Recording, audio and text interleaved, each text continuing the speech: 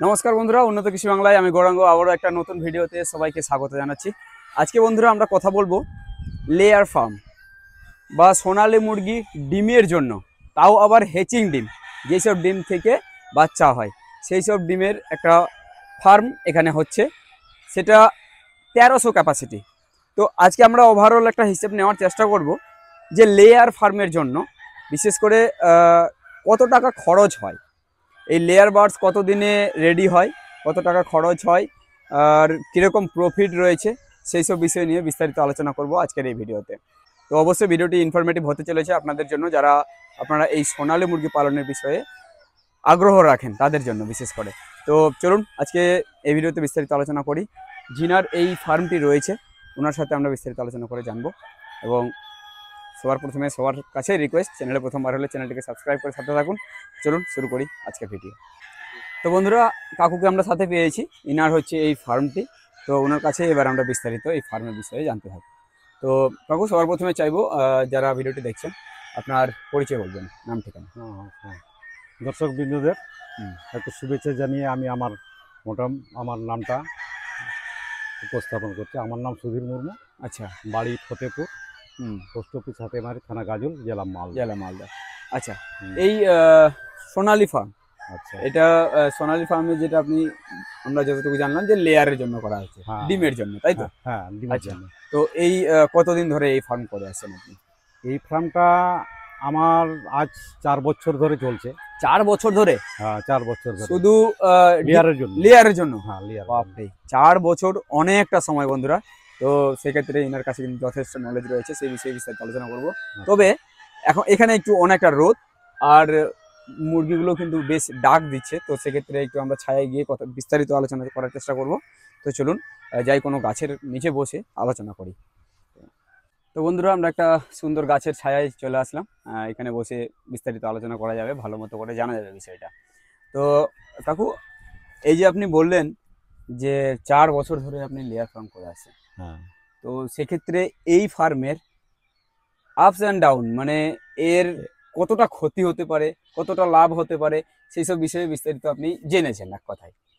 তো সেই বিষয়গুলো আমরা একটু জানার চেষ্টা করব যে এই লেয়ার বার্ডসে আপনি কেন আসলেন? মাংসের জন্য তো এগুলো হয়, আপনি লেয়ার বার্ড মানে ডিমের জন্য কেন করতে গেলেন? তাহলে বলতে হয় ডিমের জন্য কেন আসলাম। হ্যাঁ, একদম।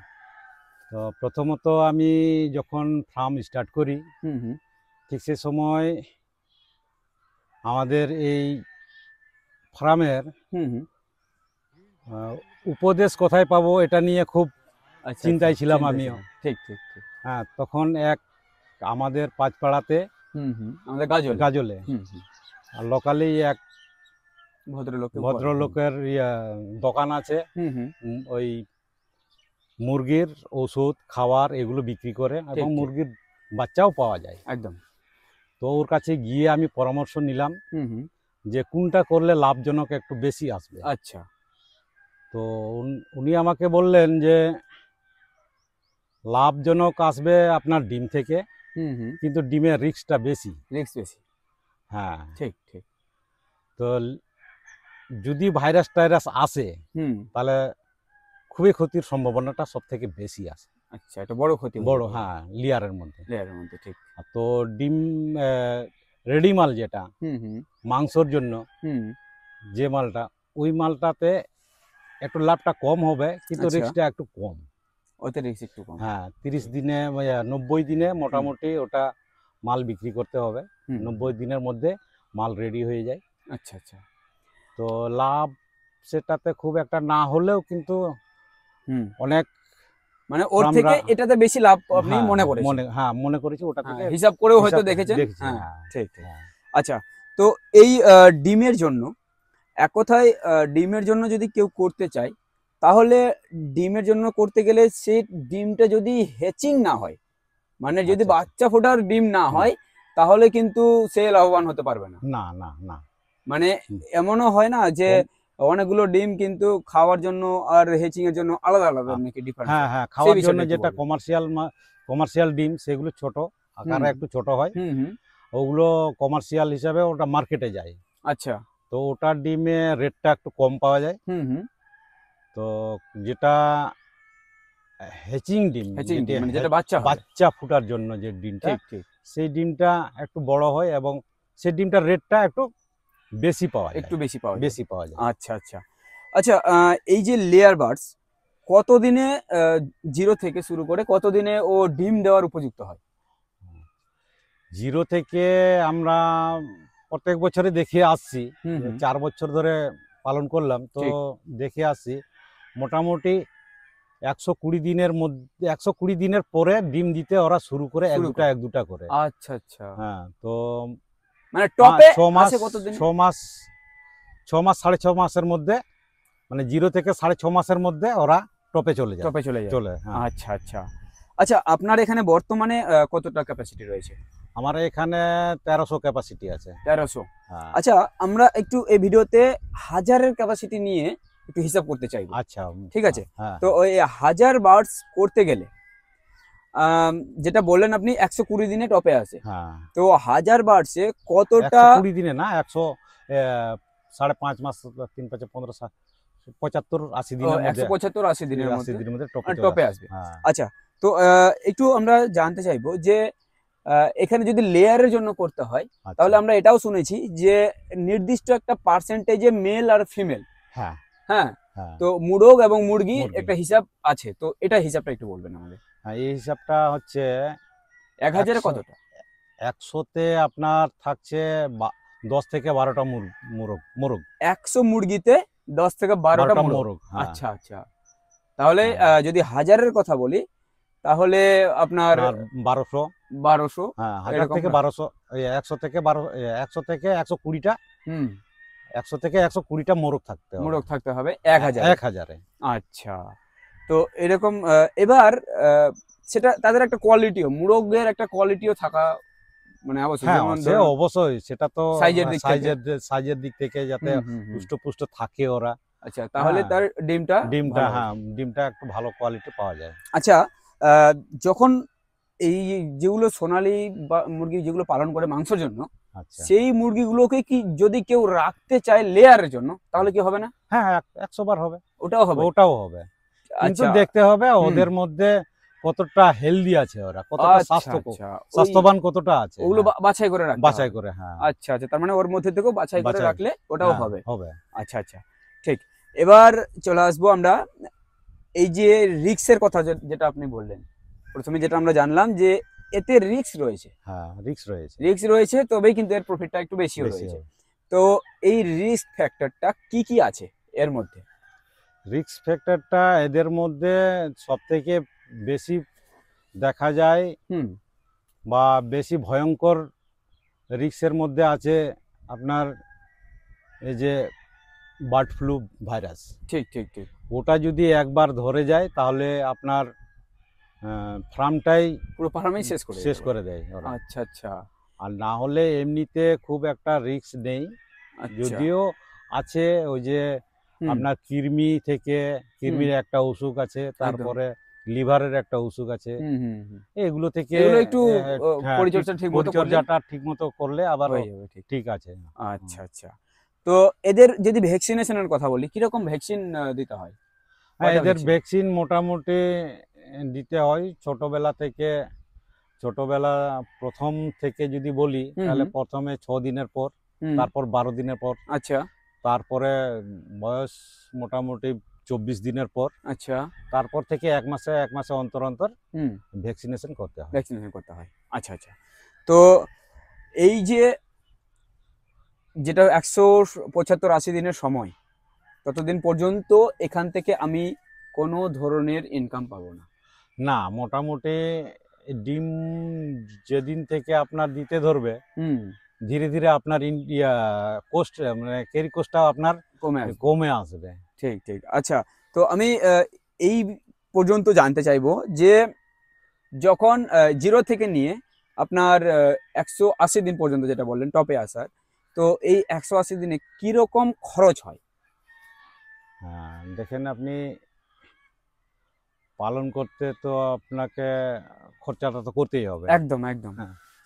সেক্ষেত্রে 0 থেকে যদি আপনি 180 দিন ধরেন, মানে ডিম দেওয়া পর্যন্ত আপনার 1000 মুরগিতে মোটামুটি আপনার 4.5 লাখ থেকে 5 লাখ টাকা খরচা পড়বে। বাবা, অনেকটা হিউজ। হ্যাঁ, খরচাটা প্রচুর। 4 খরচা। থেকে 5 লাখ টাকা খরচ খরচা। হবে 1000 মুরগিতে। 1000 মুরগিতে। বাপরে বাপ, 1000 মুরগিতে 4 থেকে 5 লাখ টাকা খরচ করতে হবে। তাও আবার যেটা আপনি বললেন যে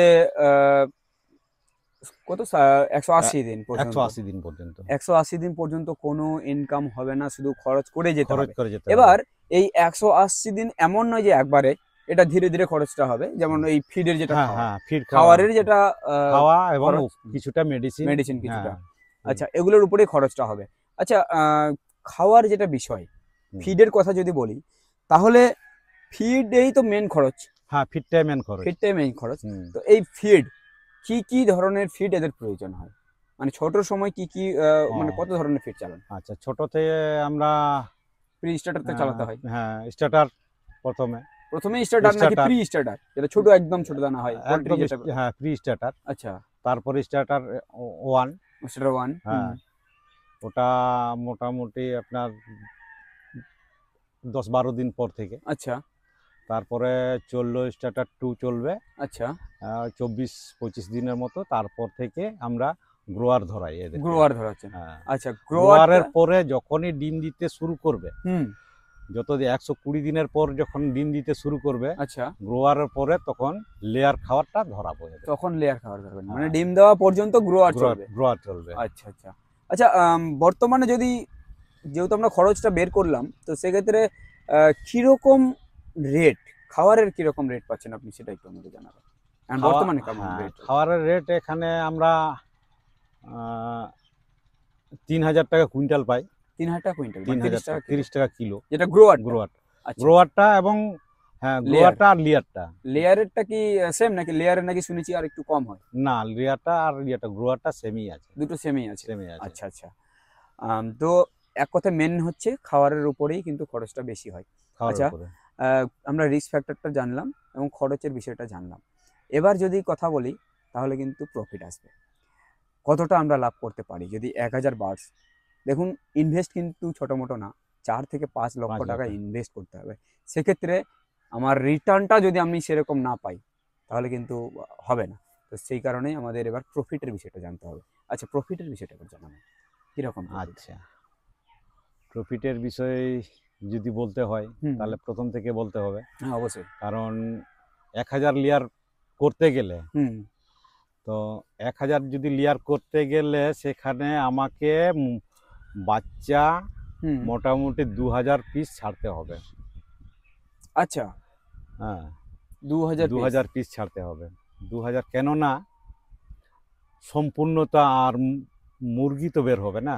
একদম একদম। হ্যাঁ, ওটাকে বাছাই করে হ্যাঁ, ঠিক ঠিক। ওই জন্য সেখানে 2000 পিস মুরগি ছাড়তে হবে। 2000 পিসের মধ্যে মোটামুটি ওরা 50% মুরগি চলে আসে। আচ্ছা আচ্ছা। আর 50% মুরগা আছে। এবার মুরগাগুলোকে 3 মাসের মধ্যে ওগুলোকে বিক্রি করে দিতে হবে। ওই বিক্রি করে মোটামুটি 8 কুইন্টাল হলে 200 টাকা তো যায় না, তবু 200 টাকা যদি ধরেন, 8 দুগুণে 16, 1,80,000 টাকা, 1,60,000 টাকা আপনার ওখান থেকে ঘুরে চলে আসে। ওখানে ঘুরে আসে। ঠিক ঠিক। হ্যাঁ, সেখানে আপনার খরচা পড়বে প্রথম 3 মাসে মোটামুটি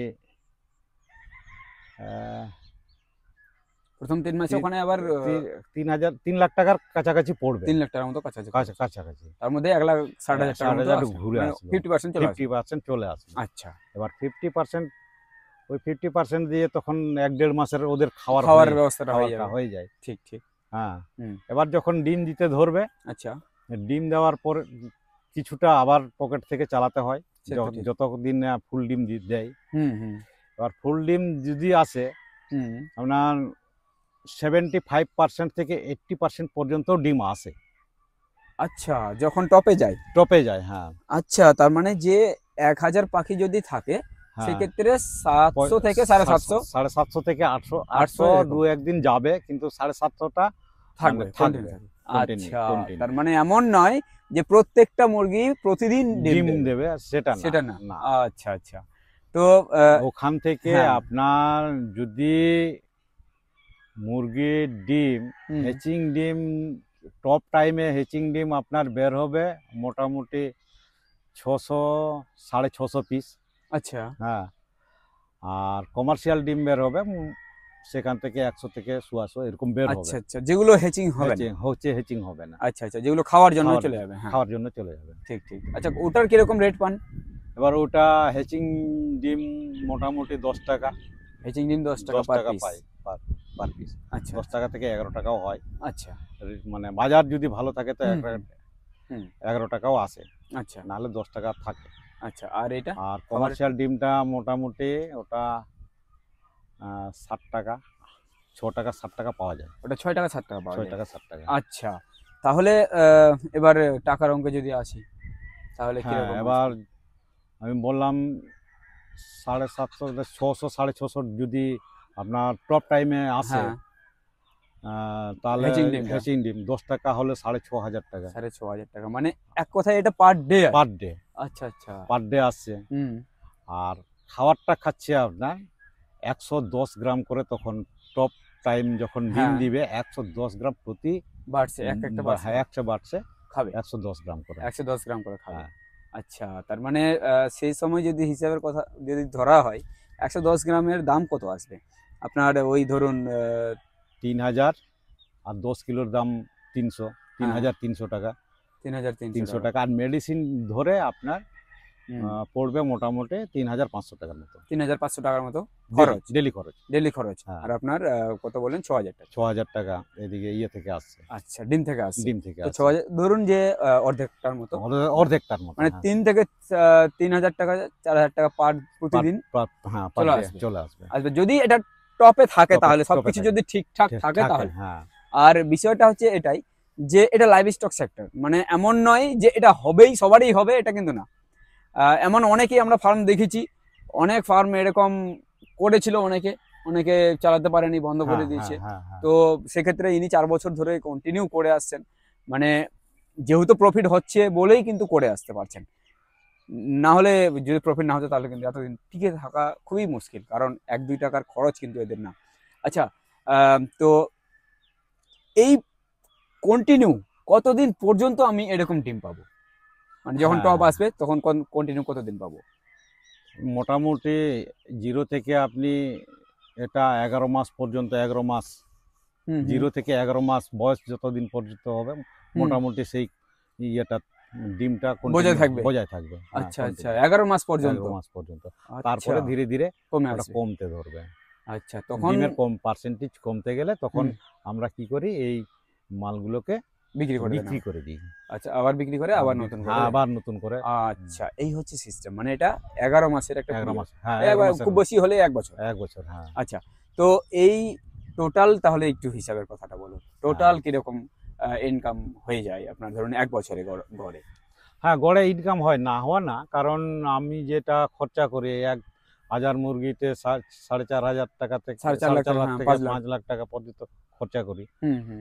এবার হিসাবে দেখতে গেলে ডিমে যদি সম্পূর্ণ টাকা না উঠতে পারে তাহলে মুরগিতে চলে আসে। ঠিক ঠিক ঠিক।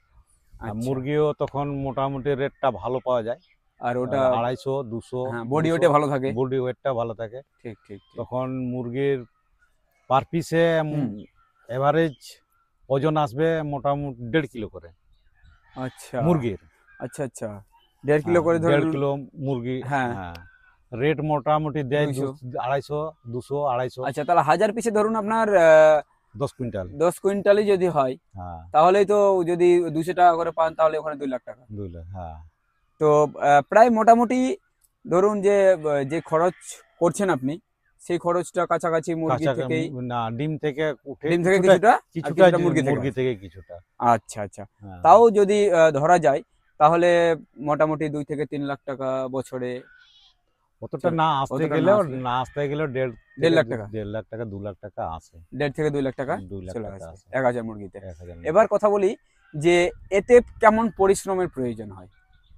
পরিশ্রম তো আছেই, না থাকা না। হ্যাঁ, তবে কিরকম পরিশ্রম, মানে কি কি কাজ এদের মেন করতে হয়? মেন কাজটা এদের খাবার দেওয়া। সকালবেলা একবার খাওয়া দেন? সকালবেলা একবার।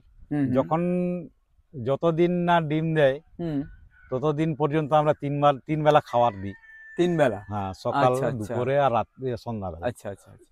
ডিম দেওয়ার পরে আমরা 2 বেলা খাবার দিই। ডিম দেওয়ার পরে 2 বেলা। সকালবেলা একবার, সন্ধ্যাবেলা সন্ধ্যাবেলা একবার। আচ্ছা, আর আর কি কাজ রয়েছে এতে? আর কাজ রয়েছে এদের এই জল দেখা, সময় মতো মেডিসিন চালা। আচ্ছা আচ্ছা। মানে এমন নয় যে পোল্ট্রির মতো, হ্যাঁ, পোল্ট্রি ফার্মে আমরা যেগুলো দেখেছি যে পোল্ট্রি ফার্মে ওই তুষ চালতে হয়, হ্যাঁ, তারপরে ওদের ওদের বেশি একটু যত্নটা করতে হয়। হ্যাঁ, যত্নটা সে পরিমাণে এদের কাজ করতে হয় না। এদের কাজ করতে হয় না, তবে হ্যাঁ যখনই এরা বেশি দৌড়াদৌড়ি করে তো যার জন্য এরা ওই জলের পাত্র থেকে জল কিছু পড়ে যায়, জল কিছু ফেলে, হ্যাঁ জল পড়ে গেলে কাদা হয়ে যায়, ওগুলো মাঝে মাঝে পরিষ্কার করতে হয়। আচ্ছা আচ্ছা। তো এক কথায় আমরা এই ফার্ম করতে করতে কেউ যদি চায়, ধরুন কারো জমি জায়গা রয়েছে, আচ্ছা, চাষবাসের সাথে সাথে 1000 বার্ডস এরকম পালন করতে পারবে? হ্যাঁ হ্যাঁ হ্যাঁ, করতে পারবে। আচ্ছা, সারাদিনে যদি বলি কত ঘন্টা সময় দিতে হয় আপনার? সারাদিনে ডিমের সময়ে একটু বেশি সময় দিতে হয়। ডিম কালেকশন আছে, খাবার দেওয়া আছে, তারপরে ডিম সাজানো আছে। হ্যাঁ, আচ্ছা আচ্ছা। আর না হলে তেমন কিছু খরচা নাই। ধরুন যে 3 ঘন্টা, 3 থেকে 4 ঘন্টা প্রতিদিন সময় দিতে হয়। আচ্ছা আচ্ছা। তো বন্ধুরা, বিস্তারিত জানার চেষ্টা করলাম আমরা এই সোনালী মুরগি ফার্মের বিষয়ে। কেমন লাগলো? যদিও ভিডিওটি লম্বা হলো, কিন্তু আমার মনে হচ্ছে অনেকটা ইনফরমেশন আমরা দেওয়ার চেষ্টা করেছি এই ভিডিওর মাধ্যমে। যদি আরও কিছু জানার থাকে আপনাদের, তাহলে কমেন্টে জানান, আমরা চেষ্টা করবো আগামীতে সেই টপিকের উপর ভিডিও নিয়ে আসার। তো কাকু, অনেক ধন্যবাদ সময় দেওয়ার জন্য। তো বন্ধুরা, চলুন দেখা হচ্ছে। ধন্যবাদ সবাইকে, দেখা হচ্ছে আবার একটা নতুন ভিডিওর সাথে। ভালো থাকবেন, সুস্থ থাকবেন, ধন্যবাদ।